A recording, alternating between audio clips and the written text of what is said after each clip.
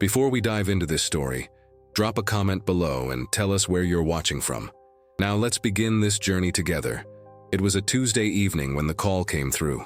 The kind of evening where the sky turns purple just before dark, and most people are sitting down to dinner with their families. But in the emergency dispatch center, operator Sandra Martinez heard something that made her blood run cold. 911, what's your emergency? Silence.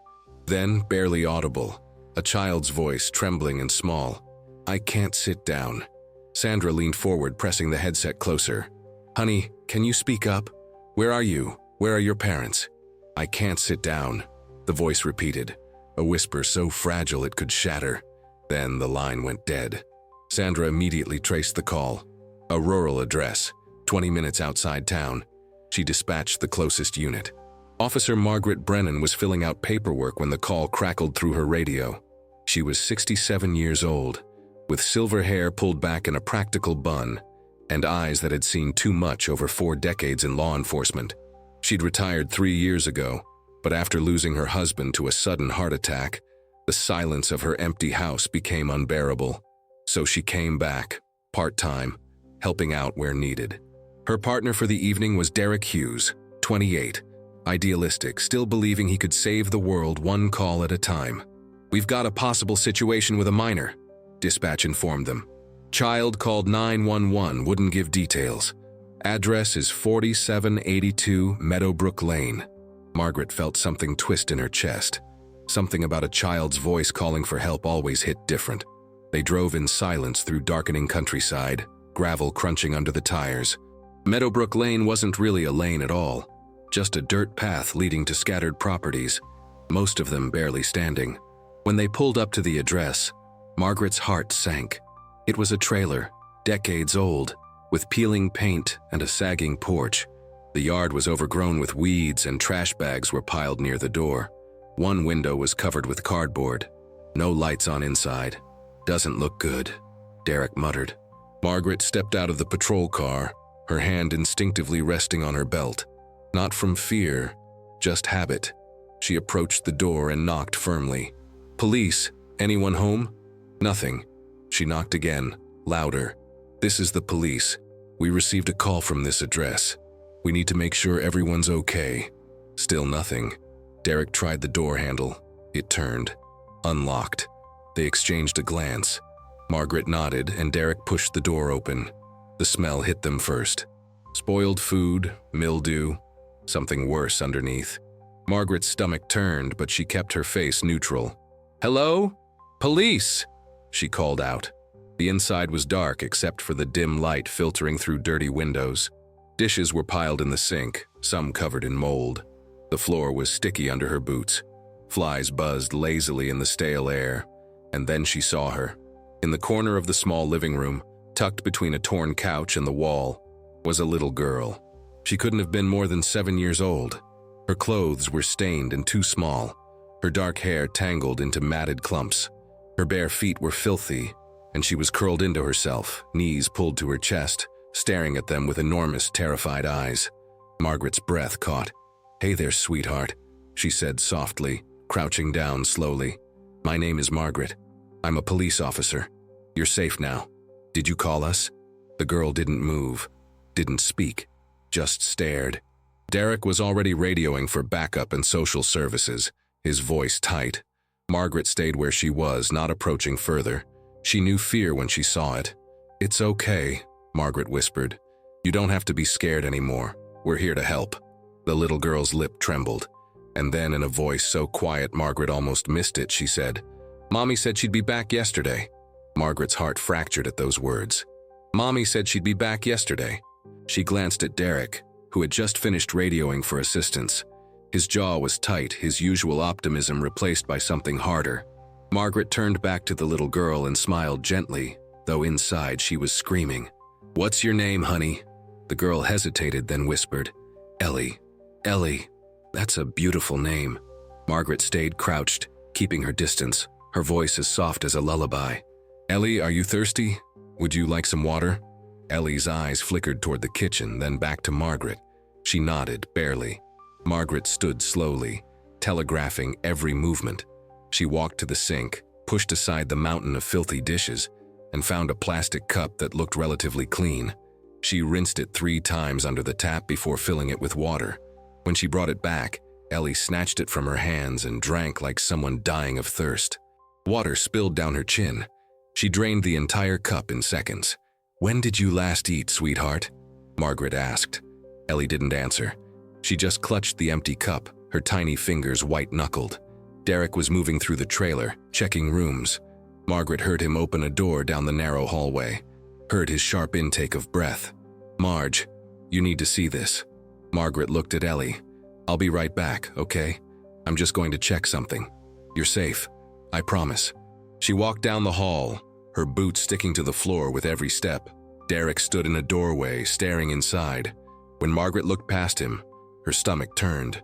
It was a bedroom, Ellie's presumably.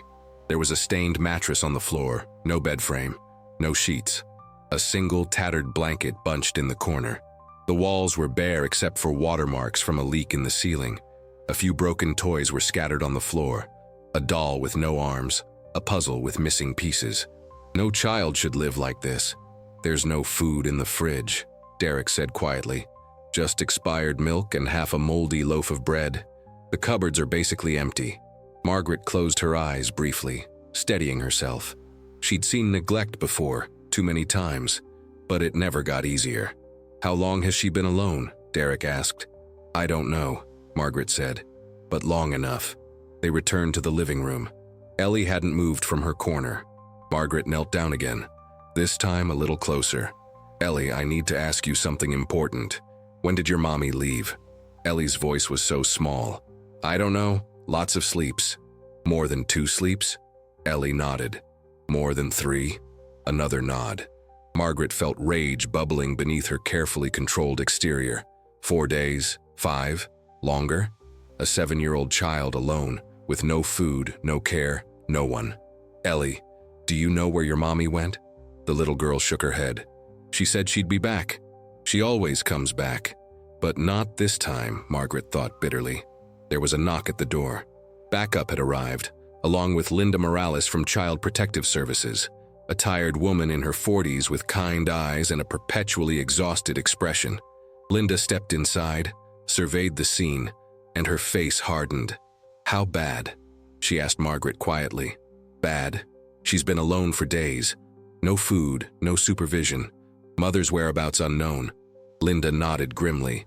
"I'll start the paperwork. She needs to go to the hospital first, get checked out." Margaret looked back at Ellie, still curled in her corner like a frightened animal. "Ellie," Margaret said gently, "we're going to take you to see a doctor, okay? Just to make sure you're healthy. And then we're going to find you somewhere safe to stay tonight." "I want to wait for Mommy," Ellie whispered. Margaret's throat tightened. She moved closer, slowly, and this time Ellie didn't flinch away. "I know, sweetheart, but right now we need to take care of you. That's the most important thing." Ellie looked up at her with those huge, haunted eyes.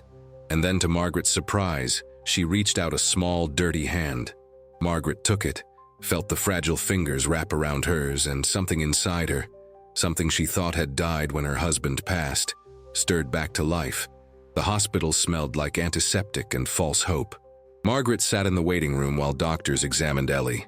Linda was filling out endless forms at the reception desk, her pen moving mechanically across paper. Derek had returned to the station to file the initial report and begin the search for Ellie's mother. Margaret stared at her hands. They were steady, years of training had taught her that, but inside she was trembling. She couldn't stop thinking about Ellie's face, those eyes that had seen too much. That whisper, "Mommy said she'd be back." Her phone buzzed. A text from Derek. "Found her. Mother's name is Shayla Cooper, 28. Last known employment was 6 months ago, checking local motels." Margaret texted back, "Keep me posted." She leaned back in the uncomfortable plastic chair and closed her eyes. Unbidden, a memory surfaced, one she'd tried to bury for years. Her daughter, Emily, at 16, screaming at her across the kitchen table. "You're never here. You care more about strangers than your own family." Margaret had tried to explain. Police work wasn't 9 to 5. People needed her. But Emily hadn't wanted explanations.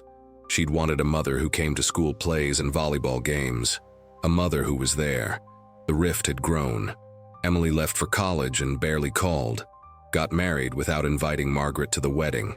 Had a daughter, Margaret's granddaughter, Claire, and kept her at arm's length. 4 years. 4 years since Margaret had seen Claire. 4 years of Christmas cards with no return address and birthday calls that went to voicemail. And now here she was, sitting in a hospital, heartbreaking for someone else's child. Maybe Emily was right, Margaret thought bitterly. Maybe I do care more about strangers. Officer Brennan? Margaret opened her eyes. Dr. Patel, a young pediatrician with gentle hands and a serious expression, stood before her. How is she? Margaret asked, standing quickly. Physically, she'll recover. She's severely dehydrated and malnourished. We're giving her IV fluids and nutrients. There are old bruises, nothing recent or severe, but indicators of long-term neglect. Dr. Patel paused. She hasn't spoken much, but when she does, she asks for you. Something twisted in Margaret's chest. Can I see her? Yes. Room 214. Margaret walked down the sterile hallway, her footsteps echoing. When she reached Ellie's room, she paused at the door. The little girl was propped up in bed, an IV line in her thin arm. Someone had cleaned her up. Her hair was brushed, her face washed. She looked impossibly small against the white sheets. When Ellie saw Margaret, her face lit up. You came back, she whispered. Margaret felt tears prick her eyes. She swallowed them down and moved to the bedside, pulling up a chair. Of course I came back. I told you I would. Grown-ups don't always come back. The words hung in the air like ghosts. Margaret reached out and gently took Ellie's hand. I'm here, and I'm not going anywhere right now. Ellie's fingers tightened around hers. Are you hungry? Margaret asked. The nurse said you can have some soup if you want. Ellie nodded eagerly. Margaret called the nurse, who brought a bowl of warm broth and crackers. Ellie ate slowly at first, then faster, like she was afraid it might disappear.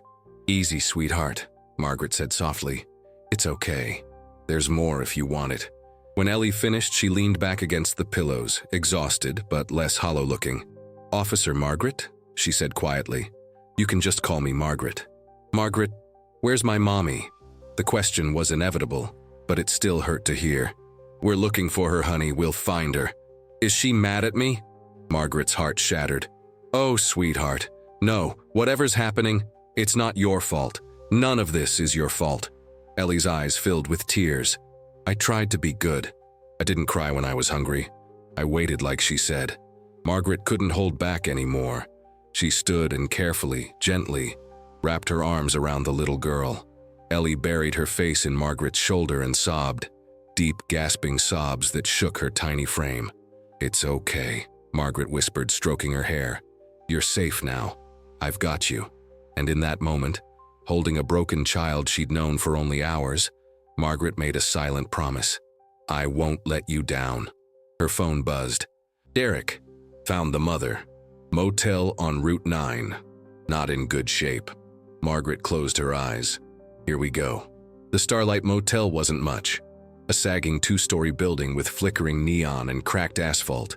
Room 12 was on the ground floor, curtains drawn tight. Margaret stood outside the door with Derek, her jaw set. She'd left Ellie at the hospital with Linda, promising she'd return soon. The look in Ellie's eyes when she'd left, fear that Margaret wouldn't come back, had nearly broken her resolve to leave at all. Derek knocked firmly. Police, open up. Shuffling sounds inside. A long pause. Then the door cracked open, and a young woman peered out through the gap, eyes unfocused and red-rimmed. Shayla Cooper? Margaret asked. The woman nodded slowly. She was thin, her cheekbones too prominent, her skin pale. Her blonde hair hung in greasy tangles around her face. She wore sweatpants and an oversized shirt, both stained. We need to talk about your daughter, Derek said. Shayla's face crumpled instantly. Is Ellie okay? Oh God, is she hurt? She's at the hospital, Margaret said, keeping her voice neutral despite the anger simmering beneath. She's safe now. Hospital. Shayla's hand flew to her mouth. What happened? Margaret's patience snapped. What happened? She was alone in that trailer for days. No food, no care. She called 911 because she was scared and hurting. Shayla stumbled backward and Derek caught her arm, steadying her. She was shaking. I only left for a few hours. I swear, I was coming back. When did you leave? Margaret demanded. I don't... Shayla pressed her hands to her temples. What day is it? Thursday. Shayla's face went white. Thursday? No, that can't be right. I left on Monday morning, just to meet someone. I was going to be back that afternoon. It's Thursday night, Derek said quietly. 4 days. Shayla collapsed onto the bed, sobbing. Oh God, what did I do? Margaret looked around the room. Empty bottles on the nightstand, pills scattered on the dresser, a pipe tucked partially under the pillow. The picture was clear. Ms. Cooper, Margaret said, her voice hard. You need to come with us to answer some questions. Is Ellie okay? Shayla asked again, tears streaming down her face. Please tell me she's okay. She's alive, Margaret said coldly. No thanks to you. Shayla flinched like she'd been slapped. They drove to the station in silence, Shayla in the back seat, staring out the window with hollow eyes. Once there, they took her to an interview room, a small windowless space with a table and 3 chairs. Linda joined them, tablet in hand, ready to take notes. Shayla, Linda began gently, we need to understand what happened. Can you walk us through the last few days? Shayla wrapped her arms around herself. I lost my job 6 months ago, waitressing at the diner on 5th Street. Manager said I was late too many times. After that, everything just fell apart. Where's Ellie's father? Derek asked. Gone, left when she was 2, hasn't sent a dime since. Shayla's voice was bitter. Do you have family nearby? Anyone who helps with Ellie? Linda asked. Shayla shook her head. My mom died when I was 20. Dad's not in the picture. Never was. I've been on my own since I was 17. Margaret felt a flicker of something. Not sympathy exactly, but recognition. This was a broken woman, not a monster. Tell me about Monday, Margaret said. Shayla took a shaky breath.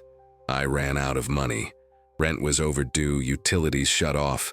I'd been using to cope, to forget. She looked up, tears spilling. A guy I know said he could help me get some cash. Quick job. I just had to meet him. I left Ellie with food. I told her I'd be right back. But you didn't go back, Linda said quietly. I don't remember much after that. There was a party at the motel, drinks, other stuff. Time just disappeared. I didn't mean to leave her that long. I swear I didn't. Margaret leaned forward. Do you understand what could have happened? Your daughter was alone for 4 days. Anything could have happened to her. I know, Shayla cried. I know, okay? I'm a terrible mother. I know that. Then why do you keep using? Derek asked, not unkindly.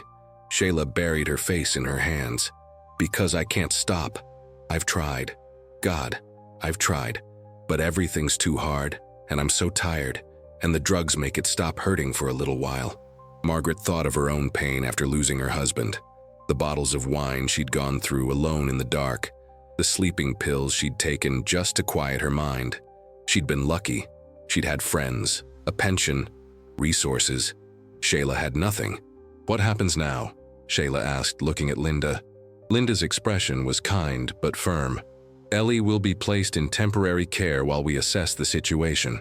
You'll need to complete a substance evaluation and likely enter a treatment program. Whether you get custody back depends on many factors. Can I see her? Shayla's voice broke. Please, I need to tell her I'm sorry. Margaret wanted to say no. Wanted to keep Ellie far away from this woman who'd hurt her through neglect and poor choices. But then she remembered Emily's words. You never understood that people make mistakes.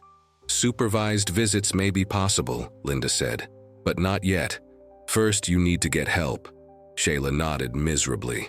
As they processed the paperwork, Margaret's phone buzzed. A text from the hospital nurse. Ellie won't sleep. Keeps asking when you're coming back. Margaret looked at Shayla, lost, broken, drowning, and felt an unexpected surge of pity. But then she thought of Ellie, alone and terrified in that dark trailer. Some mistakes had consequences. Margaret returned to the hospital near midnight. The hallways were dim and quiet, punctuated only by the soft beeping of machines and the occasional footsteps of night shift nurses. She found Ellie awake, staring at the ceiling. A nightlight cast gentle shadows across the room. Hey, sweetheart, Margaret whispered from the doorway. Ellie's head snapped toward her and relief flooded her small face. "You came back. I told you I would." Margaret pulled the chair close to the bed and sat down. "Can't sleep?" Ellie shook her head. "The dark's too quiet here. At home I could hear the highway, cars going by all night. It helped me know I wasn't alone." Margaret's throat tightened. This child had learned to find comfort in the sound of strangers passing by, because her own mother had left her in silence. "Want me to stay for a bit?" Ellie nodded eagerly. Margaret settled into the chair, and without thinking began humming softly, an old lullaby her own mother had sung to her decades ago. She hadn't thought of it in years. Ellie's eyes grew heavy. Within minutes she was asleep, her breathing deep and even. Margaret sat there watching her, this fragile little soul who'd been failed by the person who should have protected her most. "I won't fail you," Margaret thought. "I won't." 2 days later, Ellie was discharged from the hospital. Linda arrived with paperwork and a sad smile. "There's a spot at Meadowview Children's Home," Linda explained to Margaret as they stood in the hallway. "It's a good facility, clean, safe, staffed by caring people. But it's not a home," Margaret said quietly. "No," Linda admitted. "It's not. But it's the best option we have right now. Foster placements are limited, especially on short notice." Margaret had already started researching. She'd spent hours online, reading about guardianship, foster care, adoption. The process was complicated, lengthy, and uncertain, especially for someone her age. But she couldn't shake the feeling that Ellie was supposed to be hers to protect. When they told Ellie about Meadowview, the little girl's face fell. "Can't I stay with you?" she asked Margaret, her voice small. Margaret knelt down to her level. "Sweetheart, it doesn't work that way. There are rules." "I don't want rules. I want you." Margaret pulled Ellie into a hug, feeling the child's tears soak through her uniform shirt. I know, but Meadowview is nice. You'll have your own bed, 3 meals a day, other kids to play with." "I don't want other kids. I want you." Linda gently placed a hand on Margaret's shoulder. "We need to go." The drive to Meadowview was silent except for Ellie's quiet sniffles from the back seat. Margaret followed in her own car, unwilling to let Ellie make this journey alone. The facility was better than Margaret had feared. A large, converted house with bright walls and cheerful decorations. But it still felt institutional. Sterile, not a home. Mrs. Ramirez, the director, greeted them warmly. "You must be Ellie. We're so glad you're here. Let me show you to your room." Ellie clung to Margaret's hand. "Can I visit her?" Margaret asked Linda. Linda hesitated. "You're not family, technically." "Please," Margaret said, her voice cracking.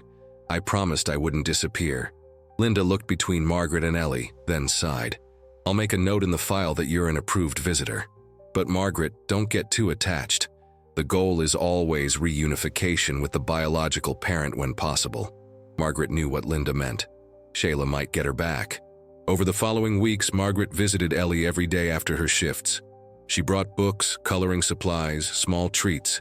They'd sit together in the common room, and Ellie would chatter about her day, tentatively at first, then more freely. But Margaret noticed troubling signs. Ellie was withdrawn around other children. She had nightmares. The staff reported she sometimes refused to eat, saying she wasn't hungry enough yet. One evening, as Margaret prepared to leave, Ellie grabbed her hand desperately. "Don't go, please don't go." "Honey, I have to. But I'll be back tomorrow, I promise." That's what Mommy said. The words were a knife to Margaret's heart. That night, alone in her house, Margaret made a decision. She called Mrs. Patterson, a family lawyer she'd worked with on cases years ago. "Catherine, it's Margaret Brennan. I need your help with something." "Of course." "What's going on?" "I want to apply for guardianship of a child in state care." There was a pause. "Margaret, you know how difficult that is, especially for someone my age." "I know, but I have to try." "Then let's talk.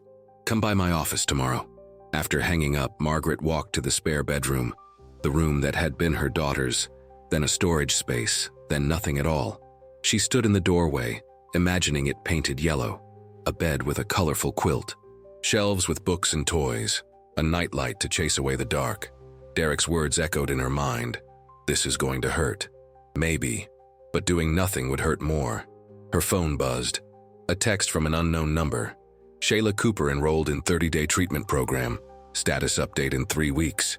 Margaret closed her eyes. The clock was ticking. Sunday morning found Margaret sitting in a wooden pew at Grace Community Church, a small building with stained glass windows and the faint smell of old hymn books. She hadn't been to church regularly since her husband died. Sundays had become just another empty day.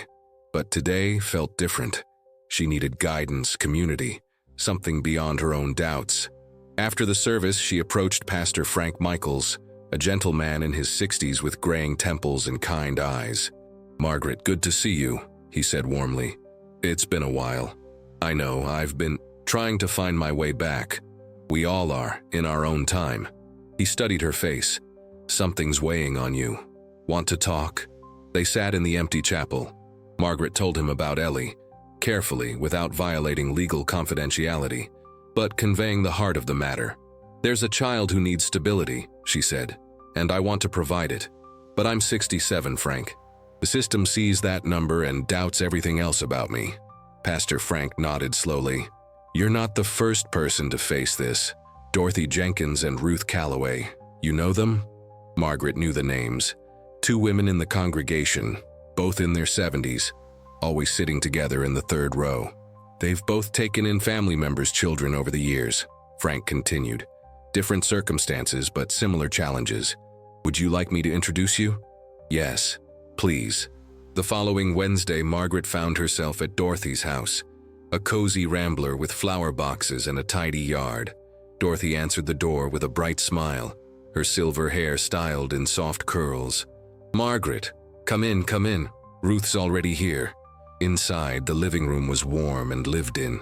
Photos covered every surface: children, grandchildren, graduation portraits. Ruth sat on the sofa, a woman with a sturdy frame and sharp, intelligent eyes. "Pastor Frank tells us you're thinking about taking in a child," Ruth said after they'd settled with coffee and cookies. "I'm trying to," Margaret admitted, "but the obstacles feel overwhelming." Dorothy leaned forward. "Tell us about her." Margaret did. She talked about Ellie's whispered phone call, the lonely trailer, the fear in those small eyes. She talked about the visits to Meadowview, the nightmares, the desperate plea, "Can't I stay with you?" Both women listened without interruption, nodding occasionally. When Margaret finished, Dorothy spoke first. 7 years ago, my daughter died in a car accident. Left behind twin boys, age 5. Their father wasn't in the picture. Everyone said I was too old to raise them alone. I was 70. "What did you do?" Margaret asked. "I fought. Got a lawyer. Proved I had the health, the finances, the love they needed. Those boys are 12 now, honor students, soccer players. They call me Nana, and they're the light of my life." Ruth added, "My nephew's wife walked out when their daughter was 3. He was deployed overseas, couldn't come home immediately. Someone needed to step up. I was 68 and single. The courts questioned everything, but I persisted." "How old is she now?" Margaret asked. 16.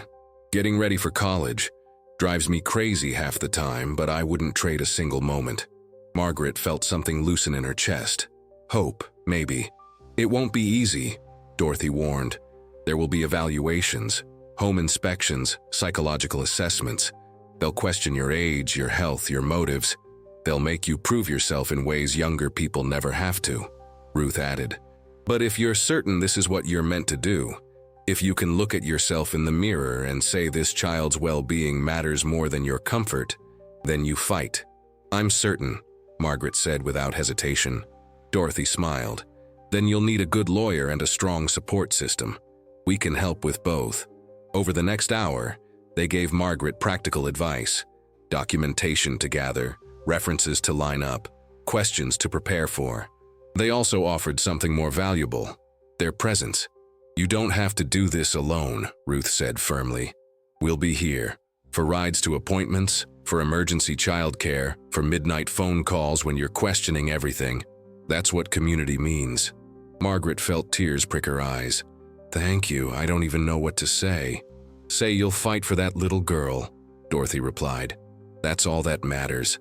That evening, Derek stopped by Margaret's house with paint samples. "Yellow, you said." He spread the cards across her kitchen table. Margaret stared at him. "You're helping me paint a room I might never use." "We're preparing," he corrected. "There's a difference besides. That spare room's been depressing for years. Time to make it hopeful. They spent the weekend painting. Derek did the high corners while Margaret handled the trim. The walls transformed from dingy beige to soft sunshine yellow. As they worked, Derek opened up. I aged out of foster care at 18. No family, no safety net. Bounced around 12 different homes before that. Margaret paused mid-brushstroke. Derek, I had no idea. Most people don't. It's not something I advertise. He dipped his roller carefully. But I remember what it felt like, being passed around, never belonging anywhere. If you can give Ellie something different, something permanent, it'll change her entire life. What if I'm not enough? Margaret asked quietly. What if my age becomes a problem later? Derek looked at her seriously. Kids don't need perfect, Marge. They need present. They need someone who shows up. You do that better than anyone I know. Margaret's phone buzzed. A text from Linda. Preliminary hearing scheduled for 2 weeks from today. Judge Hartwell presiding. Be prepared. Margaret showed Derek the message. That's fast, he said. Is that good or bad? It's real. Derek replied. This is really happening. Margaret looked around the yellow room, imagining a bed, stuffed animals, books on shelves. Yeah, she whispered. It is. Catherine Patterson's law office was tucked above a bakery on Main Street. The smell of fresh bread drifted through the air as Margaret climbed the narrow stairs. Catherine greeted her with a firm handshake. She was in her 50s, sharp-eyed and direct. Her desk was covered with case files and legal pads. Let's be honest, Catherine began after they sat down. This won't be easy. The courts favor biological parents and younger guardians. We need to build an ironclad case. What do we need? Margaret asked. Catherine pulled out a checklist. Financial stability, pension statements, bank records, health documentation, physical exam, cognitive assessment, character references, professional and personal, home inspection results, and will need to demonstrate emotional capacity and long-term planning. Long-term planning? What happens if you become ill? Who takes over? The court needs assurance this isn't just temporary. Margaret hadn't thought that far ahead. I'd need to establish backup guardians. Dorothy and Ruth, Catherine suggested. From what you've told me, they'd be perfect. Over the following days, Margaret gathered documents, bank statements showing her modest but stable pension, medical records proving good health, well, reasonable health for 67, letters from Derek, Pastor Frank, former colleagues, neighbors. The hardest part was the psychological evaluation. Dr. Simmons, a court-appointed psychologist, interviewed Margaret for 2 hours. He asked about her marriage, her daughter, her reasons for wanting guardianship. Why this particular child? He pressed. Margaret chose her words carefully. Because she called for help and I answered. Because I see myself in her. Someone who needed stability and didn't always get it. Because I believe I can give her what she needs. You're 67. Statistically, you may not see her graduate high school. The words stung, but Margaret held his gaze. Quality matters more than quantity, Doctor. I'd rather give her 10 years of consistent love than leave her cycling through temporary homes. Dr. Simmons made notes. His expression revealed nothing. The preliminary hearing arrived too quickly. Margaret dressed carefully that morning. Her best navy suit, minimal jewelry, sensible shoes. Professional but warm. The courthouse was imposing. Marble floors, high ceilings, everything echoing. Catherine met her at the entrance.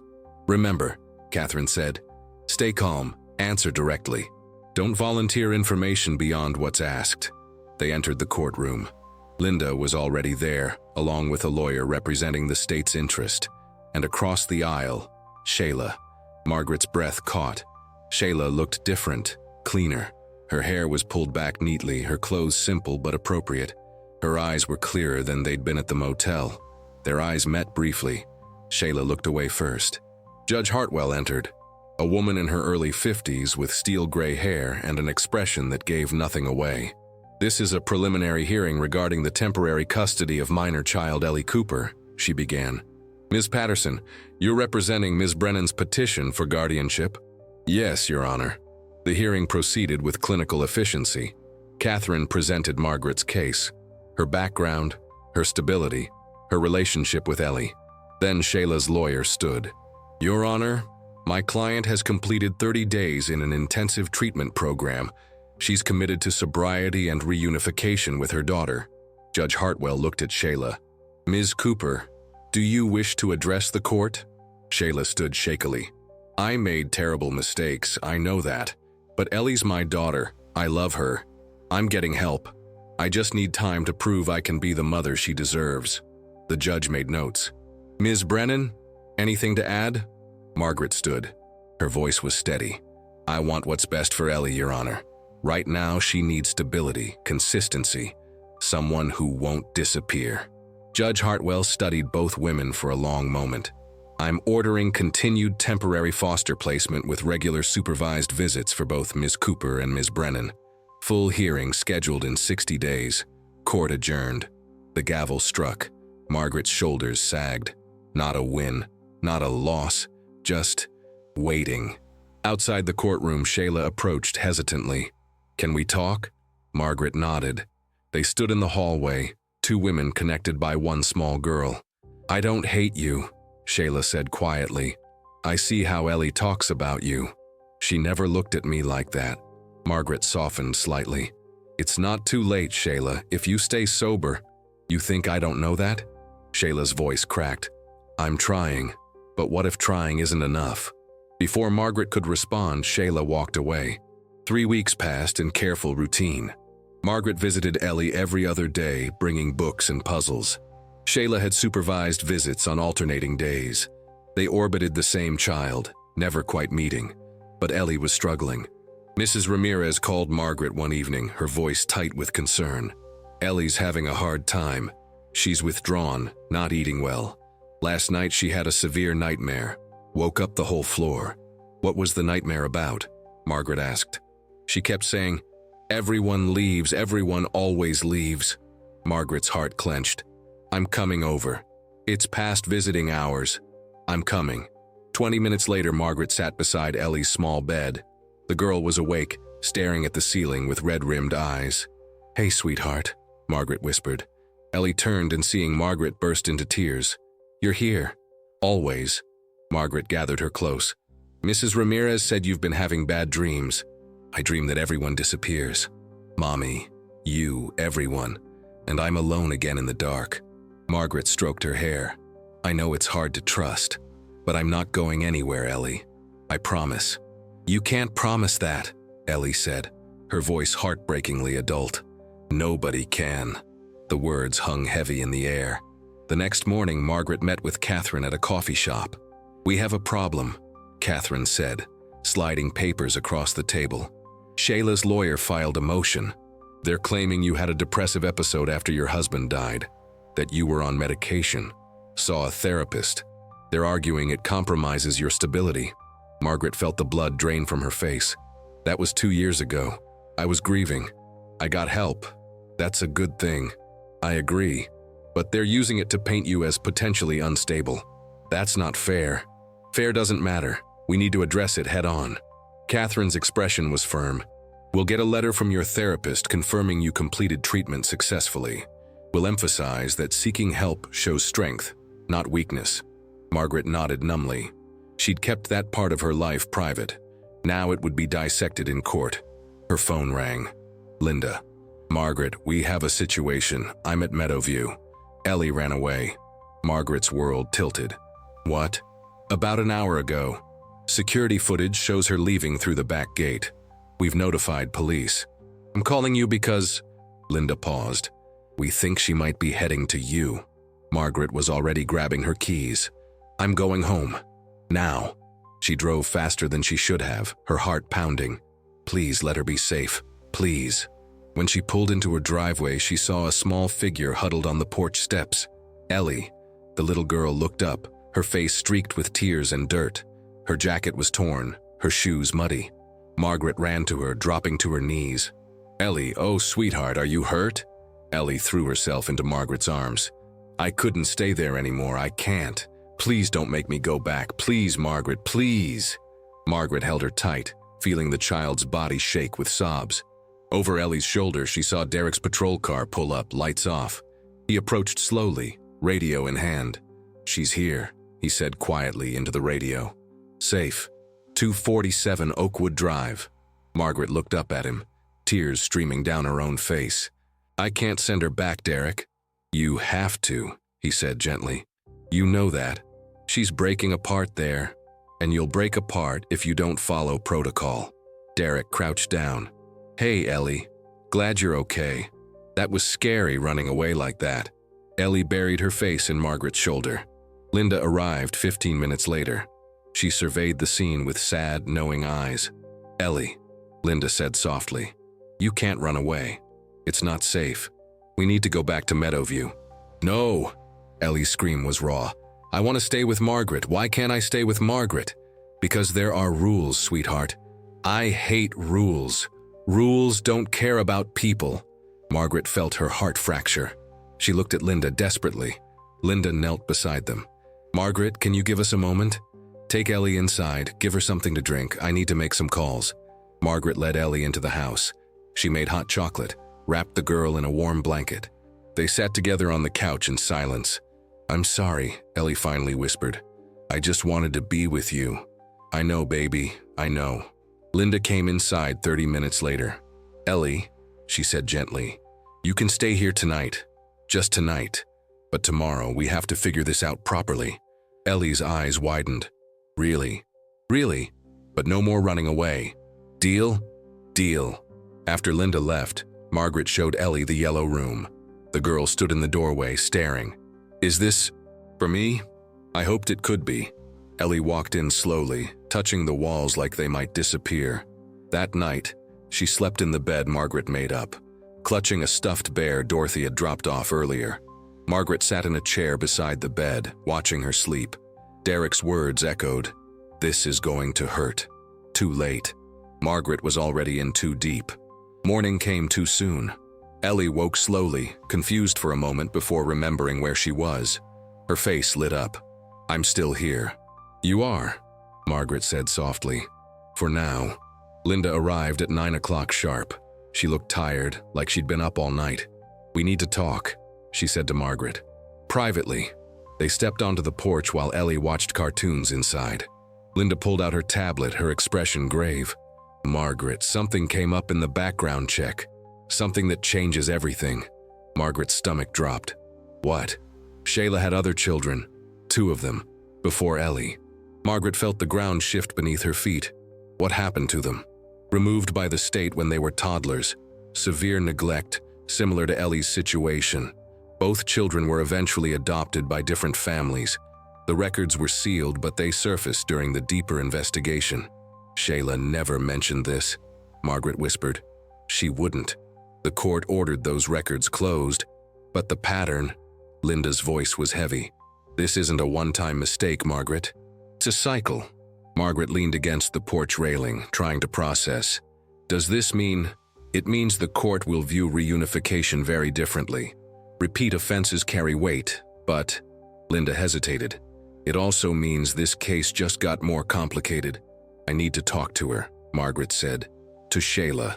That's not advisable." "I don't care about advisable. If I'm going to fight for Ellie, I need to understand who I'm fighting against. And maybe who I'm fighting for." The rehabilitation center was a plain brick building on the edge of town. Margaret signed in at the desk, waited in a sparse visiting room with plastic chairs and motivational posters. Shayla entered hesitantly. When she saw Margaret, her face fell. "You know," she said flatly. "About the other children?" "Yes." Shayla sat down heavily, wrapping her arms around herself. "I figured it would come out eventually. Why didn't you tell anyone?" "Because I'm ashamed." Shayla's voice cracked. "Because I failed them. Because admitting it makes it real." Margaret forced herself to stay calm. "Tell me what happened." Shayla stared at her hands. "I was 19 when I had my first baby, Tyler. His father was not a good man, violent. I was using back then too, trying to numb everything. Child services came when Tyler was 18 months old. They took him. And the second child? Mia. Different father, same problems. I tried to get clean, I really did. But I couldn't hold it together. They took her when she was 2. Tears streamed down Shayla's face. "I never got to say goodbye to either of them. The adoptions were closed. I don't even know where they are now." Margaret felt an unexpected surge of compassion. "And Ellie?" With Ellie, I thought I could do it right. I stayed clean for 3 years, got a job, a place to live. I really tried. Shayla's voice broke. But then things got hard again and I fell back into old patterns. And now I'm going to lose her too. You already lost her, Margaret said quietly. The moment you left her alone in that trailer. Shayla flinched. I know. They sat in silence for a long moment. Why are you here? Shayla finally asked. To tell me you're taking my daughter? Margaret shook her head slowly. I'm here because I need to understand something. Do you love Ellie? Of course I do. Shayla's response was immediate and fierce. Then why do you keep choosing drugs over her? Shayla's face crumpled. It's not a choice, that's what people don't understand. It's like drowning. And the drugs are the only thing that lets you breathe, even though you know they're pulling you under. I don't choose them over Ellie, I just can't stop. Margaret's anger softened into something more complex. Pity, sadness, recognition that addiction wasn't a moral failing. It was an illness. Shayla, I can't let Ellie go back to that uncertainty. She deserves stability. I know, Shayla whispered. I've always known. I'm not a good mother. I never was. That's not… Yes, it is. Shayla looked up, her eyes red but clear. I love my daughter, but love isn't enough, is it? She needs more than love. She needs someone who shows up, someone who doesn't disappear. Margaret felt tears sting her own eyes. I'm going to ask you something, Shayla said, her voice trembling. And I need you to be honest. Will you take care of her, really take care of her? Will you be the mother I couldn't be? Margaret's throat tightened. Yes, if they let me. Shayla nodded slowly, tears falling freely now. Then I want to do something. Something I should have done a long time ago. What? I want to give you permission, legal permission, to be her mother. Margaret stared at her, speechless. I'm going to sign over my rights, Shayla continued. Voluntarily. On one condition. What condition? That you tell Ellie, that you tell her I loved her. That leaving her with you was the only good choice I ever made. Margaret reached across the table and took Shayla's hand. In that moment, she saw not a villain, but a broken woman trying to do one right thing in a lifetime of wrong ones. I'll tell her, Margaret promised. I'll make sure she knows. 3 days later, Catherine called Margaret into her office with urgency in her voice. We received something from Shayla's lawyer, Catherine said, sliding documents across the desk. Legal relinquishment of parental rights, voluntary and unconditional. Margaret picked up the papers with trembling hands. There, in Shayla's unsteady handwriting, was a signature. Below it, a brief statement. I love my daughter, but I cannot give her what she needs. Margaret Brennan can. I release all parental rights so that Ellie may have the stable, loving home she deserves. This changes everything, Catherine said. With no parental contest and no other relatives coming forward, your petition becomes significantly stronger. Judge Hartwell will still scrutinize your age and circumstances, but this removes the primary obstacle. Margaret read the words again, feeling the weight of Shayla's sacrifice. It wasn't abandonment. It was surrender. A white flag raised not in defeat, but in love. What happens now? Margaret asked. We prepare for the final hearing. 2 weeks from today. This time it's not preliminary, it's decisive. That night, Margaret sat at her kitchen table with a blank piece of paper and a pen. For years, she'd avoided this moment, but Shayla's courage had shaken something loose inside her. She began to write. Dear Emily, I know we haven't spoken in 4 years. I know you have every reason to ignore this letter, but I need you to hear something, even if you choose not to respond. I made mistakes as your mother. I prioritized my work over your childhood. I missed recitals and games and conversations. I thought providing for you meant working extra shifts, but what you needed was my presence, not my paycheck. I've carried that regret every day since you walked away. Something happened recently that made me realize it's not too late, not for us, and not for me. I met a little girl who needed someone to show up for her, and I'm trying to be that person. Her name is Ellie. She's 7 years old. She was left alone in ways that break my heart. I'm petitioning to become her legal guardian. I know that sounds crazy at my age. Maybe it is. But Emily, I see this as a second chance. Not to replace you or erase the past, but to do better this time. I'm writing because I want you to know that becoming Ellie's guardian doesn't mean I've given up on you or Claire. If anything, it's made me understand even more what I lost with you both. I would love to see Claire again, to meet the young woman she's become, to know if she likes soccer or art or science, to hear her laugh. I would love to repair what's broken between us if you're willing to try. But even if you're not ready, I needed you to know. I'm sorry. I was wrong. And I love you. Mom Margaret folded the letter, addressed the envelope to Emily's last known address, and walked to the mailbox before she could change her mind. The metal door clanged shut. No turning back now. The next morning, Margaret picked up Ellie for a supervised day visit. They went to the park, a simple place with swings and a duck pond. Ellie ran ahead, her laughter echoing across the grass. It was the first time Margaret had heard her laugh so freely. They sat on a bench feeding breadcrumbs to the ducks. Ellie leaned against Margaret's side, comfortable and trusting. "Margaret," she said quietly. "Yes, sweetheart? If I come live with you. Would I call you Mom?" Margaret's breath caught. She'd been so focused on the legal battle that she hadn't thought about this moment. "You can call me whatever feels right to you," she said carefully. "Some children call their guardians by their first names. Some say Mom or Mama, there's no wrong answer." Ellie was quiet for a moment. "I think I'd like to call you Nana, like my friend Emma calls her grandmother. Is that okay?" Margaret felt tears threaten. "That's more than okay. That's perfect. And my real mom? What about her?" Here was the promise Margaret had made. "Your mom loves you very much, Ellie. She made some mistakes, big ones, but she loved you enough to make sure you'd be safe. That's a kind of love, too. Will I ever see her again? I don't know, honey. Maybe someday when you're older. But right now, what matters is that you have a home. A real one." Ellie nodded slowly, processing. Then she looked up at Margaret with those enormous eyes.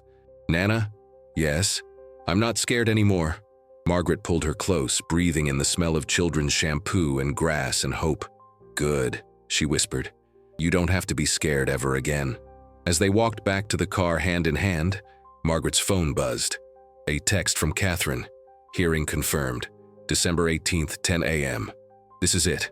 Margaret looked down at Ellie, skipping beside her, and felt certainty settle into her bones. Whatever the judge decided, Margaret had already made her choice. This child was hers. The days before the hearing passed in a blur of preparation and anxiety. Margaret underwent a full medical examination. Dr. Harris, her physician of 20 years, was thorough and honest. "You're in good health for 67, he said, signing the assessment form. "Blood pressure's controlled, cholesterol's manageable. Honestly, Margaret, you're healthier than most people half your age." "But I am 67, Margaret said quietly. "What if something happens to me? What if I can't? What if is a dangerous game?" Dr. Harris interrupted gently. "I could walk out of here and get hit by a bus tomorrow. We can't live in fear of hypotheticals. You're here now. You're capable now. That's what matters." His words helped, but doubt still gnawed at her. The home inspection was next. A social worker named Mr. Chen arrived with a clipboard and a kind but professional demeanor. He checked smoke detectors, cabinet locks, the security of the backyard fence. He examined the yellow bedroom with its carefully chosen decorations, the bookshelf Margaret had installed, the soft rug, the nightlight shaped like a star. "This is lovely," Mr. Chen said, making notes. "You've clearly put thought into creating a child-friendly space." He interviewed Margaret for an hour, asking about her support network, her financial planning, her emotional preparedness for the challenges ahead. "What happens if your health declines?" he asked. Margaret had prepared for this. "Dorothy Jenkins and Ruth Calloway have agreed to serve as backup guardians. Both have experience raising children and are named in my updated will. Additionally, I have long-term care insurance and a trust set up for Ellie's needs should anything happen to me." Mr. Chen nodded approvingly. "You've been thorough." "This isn't a whim," Margaret said firmly. "This is a commitment." 3 days before the hearing, Margaret received a call from an unknown number. "Hello, Margaret, it's Emily." Margaret's heart stopped. She sank into the nearest chair. "Emily, I got your letter." Her daughter's voice was cautious, uncertain. "I wasn't going to call. I was angry, but then I read it again and again. I meant every word," Margaret whispered. "I know. Emily paused. "I've been angry at you for so long. I told myself you didn't care. That your job was always more important than me. It wasn't." "Let me finish," Emily said, her voice cracking. "I told myself that. But reading about Ellie, about what you're doing for her, I realized something. You do care. You always cared. You just didn't know how to show it in ways I needed back then." Margaret's tears fell silently. "I'm so sorry, Emily. I would give anything to go back and do it differently. You can't go back, but maybe—" Emily took a shaky breath. "Maybe we can go forward. Slowly. No promises, but I'd like to try." "I'd like that too," Margaret managed. "And Margaret? Claire asks about you. All the time. She wants to meet her grandmother." Margaret pressed her hand to her mouth, overwhelmed. Can we come to the hearing?" Emily asked hesitantly. "I think Claire should see this, should see you fighting for someone." "Yes," Margaret breathed. "Yes, please." After they hung up, Margaret sat in the silence of her kitchen and cried. Not from sadness, but from a hope she thought she'd lost forever. The night before the hearing, Margaret couldn't sleep. She stood in the yellow room, running her hand along the dresser she'd assembled, the curtains she'd hung. Derek found her there at midnight. She'd given him a key weeks ago for emergencies. "Couldn't sleep either," he asked from the doorway. "Too much at stake," Margaret admitted. He came to stand beside her. "You know, when I was in foster care, I used to dream about a room like this. A place that was mine, where someone wanted me there, not out of obligation, but because they chose me." "Did you ever find it?" Margaret asked. "Not as a kid, but I found something else, purpose. Knowing what it felt like to be unwanted made me want to make sure other kids didn't feel that way." He smiled. "You're giving Ellie what I never had. That matters, Marge. Whatever the judge says tomorrow, that matters." Margaret nodded, unable to speak around the lump in her throat. "Get some sleep," Derek said gently. "Tomorrow you fight, and you'll have an army behind you." Morning arrived cold and bright. Margaret dressed carefully in her navy suit again, hands steadier than she expected. Dorothy and Ruth picked her up. They'd insisted on driving her, refused to let her face this alone. At the courthouse, Catherine met them with a reassuring smile. "You ready?" "As I'll ever be." They entered the courtroom. Margaret's heart lifted when she saw the gallery. Derek in his dress uniform, Pastor Frank, neighbors from her street, members of the church community. And in the back row, two figures that made Margaret's breath catch. Emily and Claire. Her daughter gave a small, uncertain wave. Beside her, a beautiful 11-year-old girl with Margaret's eyes looked at her with curiosity and something that might have been hope. Margaret waved back, tears already threatening. Linda arrived with Ellie, who was wearing a new dress, light blue with white flowers. When she saw Margaret, her face transformed with joy. "Nana!" Judge Hartwell entered, and everyone stood. This was it, the moment that would decide everything.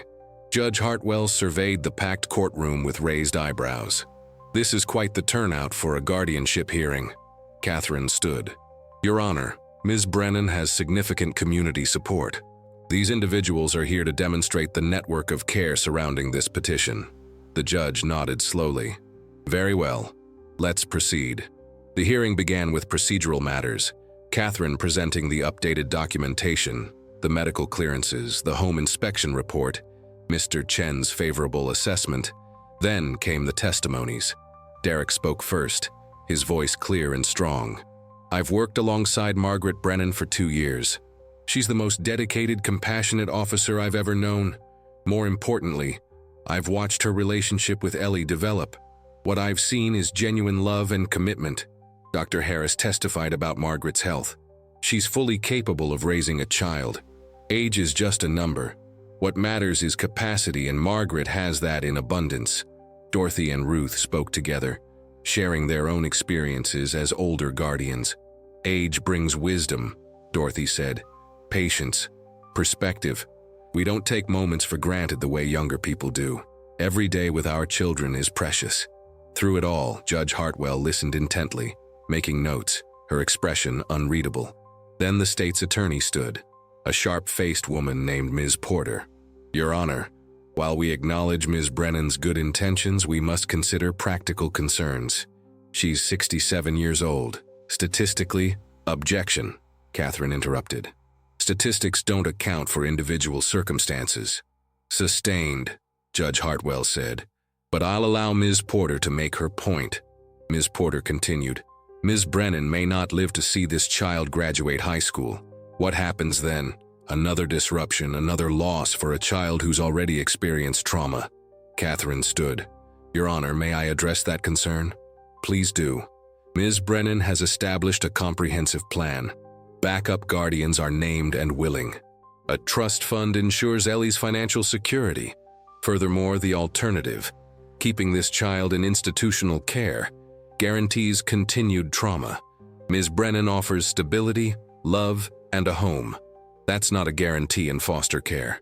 Judge Hartwell turned to Margaret. Ms. Brennan, I'd like to hear from you directly. Why should I grant you guardianship? Margaret stood, her legs shaking but her voice steady. Your Honor, I won't pretend age isn't a factor. I know I'm older. I know there are risks, but I also know what it means to fail someone you love. She glanced at Emily, then back to the judge. I failed my own daughter by being absent when she needed me most. I lost years with my granddaughter because of that failure. I can't get those years back, but I can do better now, with Ellie. Judge Hartwell leaned forward. This isn't about redemption, Ms. Brennan. This is about what's best for the child. I know, Margaret said firmly. And what's best for Ellie is someone who will be there, every morning, every night, for homework and nightmares and ordinary moments. I can give her that. Not because I'm perfect, but because I understand how precious those moments are. I won't waste a single one. The judge's expression softened slightly. Ms. Brennan, you understand that if I grant this, you're committing to the hardest job in the world? Yes, Your Honor, and I'm ready. Judge Hartwell turned her attention to Linda. Ms. Morales, what's your assessment? Linda stood. Your Honor, I've worked in child services for 15 years. I've seen every kind of placement imaginable. What I've witnessed between Margaret and Ellie is rare, a genuine bond built on trust and care. Ellie thrives in Margaret's presence. She regresses without it. If we're truly prioritizing the child's well-being, the answer is clear.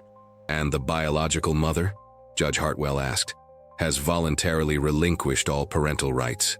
There's no contest. The judge made more notes, the silence stretching unbearably. Finally, she looked up. I'd like to speak with Ellie. In chambers. Margaret's heart lurched. Catherine nodded reassuringly. Linda brought Ellie forward. The little girl looked tiny and scared as she followed the judge through the side door. 15 minutes felt like 15 hours. When they returned, Ellie went straight to Margaret and climbed into her lap.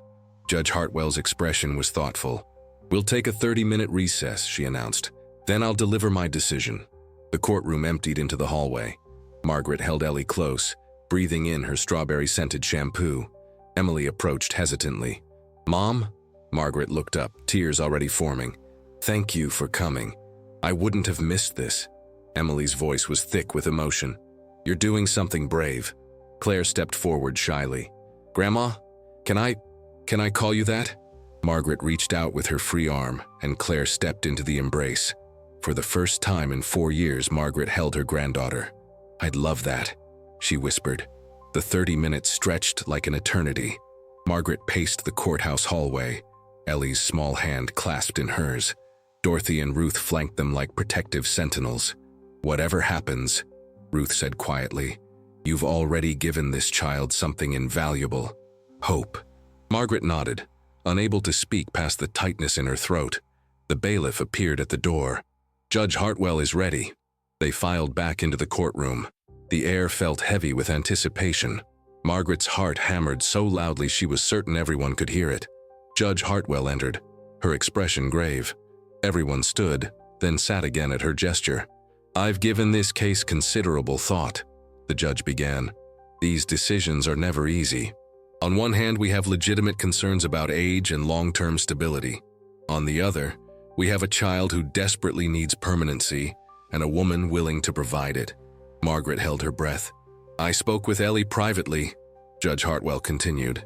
She's a remarkably articulate child considering what she's endured. She told me about the night she called 911, about being scared and alone. She told me about waking up in the hospital and seeing Officer Brennan's face, the first face that made her feel safe. The judge paused, looking directly at Margaret. She also told me that Margaret is teaching her to read chapter books, that they make pancakes on Saturday mornings, that Margaret braids her hair and checks under the bed for monsters even though Ellie knows they're not real. Margaret's vision blurred with tears. These details matter, Judge Hartwell said, because they demonstrate consistency, care, and the building of trust. Ms. Porter raised valid concerns about Ms. Brennan's age, but after reviewing all evidence and speaking with Ellie, I find those concerns are outweighed by the demonstrable bond and the comprehensive support system in place. Margaret's heart soared, but she didn't dare hope yet. However, the judge continued, and Margaret's stomach dropped. I'm not prepared to grant full adoption at this time. The courtroom stirred. Catherine half rose from her seat. Judge Hartwell raised a hand. What I am granting is permanent legal guardianship with a 6-month review period. This gives us time to ensure the placement is stable and successful. If, at the 6-month mark, everything remains positive, we'll finalize the adoption. She looked at Margaret seriously. Ms. Brennan, this is your chance to prove that age is irrelevant when measured against love and commitment. Don't make me regret this decision. I won't, Your Honor, Margaret said, her voice shaking. I promise. Judge Hartwell's expression softened. Ellie, would you come here, please? Ellie walked forward hesitantly. The judge came down from the bench and knelt to her level, a gesture so unexpected that several people gasped softly. Ellie, do you understand what this means? You're going to live with Margaret. She's going to take care of you. Ellie nodded vigorously. Forever? That's the plan, Judge Hartwell said gently. But you need to understand something important. If you ever feel unsafe or unhappy, you can tell Ms. Morales or any trusted adult. Okay? Okay, but I won't need to. Margaret, Ellie paused, then corrected herself with a shy smile. Nana keeps her promises. Judge Hartwell stood, visibly moved. She returned to the bench and struck her gavel once. Permanent guardianship granted. This hearing is adjourned. The courtroom erupted. Derek let out a whoop that he immediately tried to suppress. Dorothy and Ruth embraced each other, crying. Pastor Frank clasped his hands in prayer. Margaret couldn't move, couldn't breathe, couldn't believe it was real. Then Ellie was running toward her, and Margaret scooped her up, holding her tight as the little girl wrapped her legs around her waist and buried her face in Margaret's neck. We did it, Nana, Ellie whispered. We get to go home. Yes, baby, Margaret choked out through tears. We get to go home. Catherine approached, beaming. Congratulations. You fought hard for this. We all did, Margaret said, looking around at the people who'd shown up, who'd stood beside her when everything felt impossible. Emily appeared with Claire, both of them teary. Mom, I'm so proud of you. Margaret reached out with one arm, keeping Ellie secure with the other, and pulled Emily close. Claire joined the hug, and suddenly Margaret was surrounded by 3 generations, healing, hoping, beginning again. Outside the courthouse, Derek took a photo. Margaret and Ellie on the steps, both grinning through tears, the December sun breaking through clouds behind them. This one's going on my desk, he said. Linda approached last, her professional demeanor finally cracking. Margaret, I've seen hundreds of cases. This is one of the good ones. Take care of each other. We will, Margaret promised. As they drove home, Dorothy driving, Ruth beside her, Margaret and Ellie in the back, Ellie asked the question that had been waiting. Nana, what about my mom? My real mom? Margaret chose her words carefully. Your mom loves you, sweetheart, but she couldn't take care of you the way you needed. So she made a very hard choice. She let you come be with me so you could be safe and happy. Will I ever see her again? Maybe someday when you're older, if you want to. But right now you're with me, and I'm not going anywhere. Ellie considered this, then nodded. Okay. She leaned against Margaret's shoulder and was asleep before they reached the house. The first morning in their home together felt surreal. Margaret woke early, as she always did, but for the first time in years, the silence didn't feel empty. She walked to the yellow room and found Ellie still sleeping, her small body curled under the quilt Dorothy had made, the star nightlight casting gentle shadows. Margaret stood in the doorway, overwhelmed by gratitude. Over the following weeks, they built a life together. Mornings meant pancakes, Ellie's favorite, and the battle to brush tangled hair. Margaret enrolled Ellie in Lincoln Elementary 3rd grade. The first day was hard. Ellie clung to Margaret's hand, terrified. "What if the other kids don't like me?" she whispered. "Then they don't know how special you are," Margaret said firmly. "But I think they will." She was right. Within a week, Ellie came home chattering about a girl named Sophie and a boy named Marcus who shared his cookies at lunch. Therapy sessions with Dr. Winters happened twice a week. Ellie was learning to talk about her feelings, to process the trauma she'd carried. "She's making excellent progress," Dr. Winters told Margaret after a month. "The stability you're providing is exactly what she needs." But it wasn't all smooth. There were hard nights, nightmares where Ellie woke screaming, certain she was alone again. Times when she hoarded food in her room, unable to trust that there would always be enough. Moments when she tested Margaret's patience, pushing boundaries to see if love had limits. Margaret held steady through all of it. "I'm not going anywhere," she said again and again, "no matter what." Dorothy and Ruth became fixtures in their lives, picking Ellie up from school when Margaret had doctor's appointments, teaching her to bake cookies, forming the safety net Margaret had promised. Derek stopped by most Sundays for dinner, becoming the uncle Ellie had never had. Emily and Claire visited for Christmas. It was awkward at first. Years of hurt don't disappear overnight, but Ellie's presence softened the edges. Children have a way of demanding that adults be better. On Christmas morning, Ellie opened presents with wonder, still unused to receiving gifts. But the moment that mattered most came later, when Margaret found a drawing Ellie had made. A house with stick figures labeled Nana, me, Aunt Emily, Claire, and even Uncle Derek. "This is my family," Ellie explained simply. Margaret framed it. Spring arrived, bringing warmth and the 6-month review hearing. Judge Hartwell reviewed reports from the school, Dr. Winters and Linda's follow-up visits.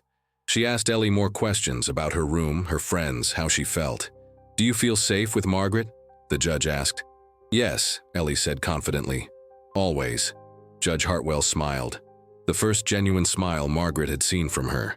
"Then let's make this official. Full adoption granted." That evening, Margaret and Ellie sat on the porch watching fireflies dance in the twilight. Ellie leaned against her, comfortable and content. "Nana?" "Yes, sweetheart? Do you think my other mom knows I'm okay?" Margaret thought of Shayla wherever she was. She hoped the woman had found peace. "I think she knows," Margaret said softly. "And I think she's glad." Ellie nodded, satisfied. "Good." In the distance, a car slowed near their mailbox, then drove on. Margaret caught a glimpse of blonde hair, a thin figure. Her heart stopped. "Shayla?" The car disappeared around the corner. Maybe it was her imagination. Maybe not. Either way, Margaret understood. Some goodbyes aren't meant to be spoken. They're just released into the world, trusting that love will find its way. 1 year later, Margaret stood in her kitchen making pancakes, Ellie's favorite Saturday tradition. "Nana, can Sophie come over after school on Monday?" Ellie called from the living room, where she was sprawling on the floor with homework. "Sure, honey. I'll text her mom." Margaret smiled at how ordinary it sounded. How beautifully, perfectly ordinary. The doorbell rang.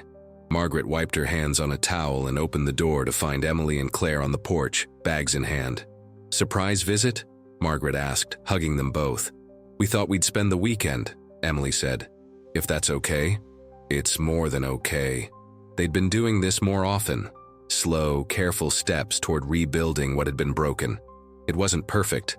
There were still moments of tension, old wounds that surfaced unexpectedly. But they were trying, and that mattered. Claire had asked to call Margaret Grandma Maggie, and the name had stuck. That afternoon, they all went to the park, the same one where Margaret and Ellie had fed the ducks a year ago. Ellie and Claire ran ahead, laughing, while Margaret and Emily walked behind. "She's thriving," Emily observed, watching Ellie climb the jungle gym fearlessly. "She's had some hard days," Margaret admitted. "But yes, she's healing." Emily was quiet for a moment. "You know, I spent so many years angry at you for not being there. But watching you with Ellie, I understand now. You're making up for lost time. Not just with her, but with yourself." Margaret's eyes filled. "I'll never stop regretting the time I missed with you." "I know, but Mom?" Emily turned to face her. "You're here now, that's what counts." They hugged. truly hugged for the first time in years.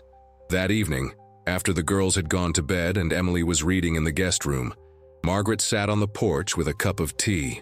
She thought about the journey that had led here, a whispered phone call from a terrified child, a dark trailer, a broken mother making an impossible choice, a courtroom full of people willing to believe in second chances. Her phone buzzed. A text from Derek. "How's my favorite family?" Margaret smiled and typed back, "Perfect." She thought about Shayla sometimes, wondered where she was, if she'd found sobriety, if she ever thought about the daughter she'd loved enough to let go. Margaret hoped so, hoped that somewhere Shayla had found peace. The porch light flickered on. Ellie appeared in her pajamas, rubbing her eyes.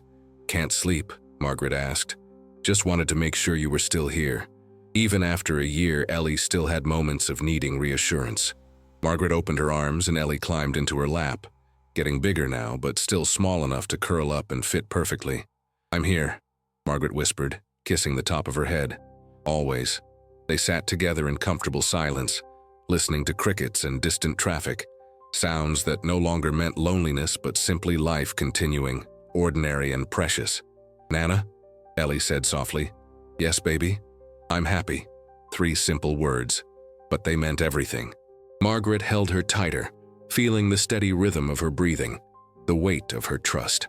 She thought about Judge Hartwell's words, "Don't make me regret this decision." She hadn't. She wouldn't.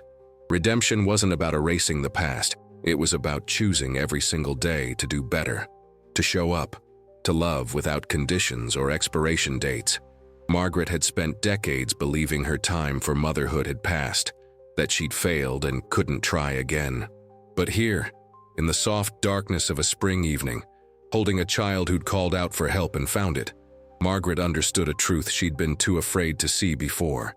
It's never too late to matter, never too late to heal, never too late to become the person someone desperately needs you to be. "I'm happy too, sweetheart," Margaret whispered.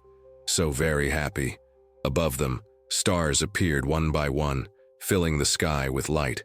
And in Margaret's arms, Ellie, no longer alone, no longer afraid, drifted peacefully to sleep. Home at last.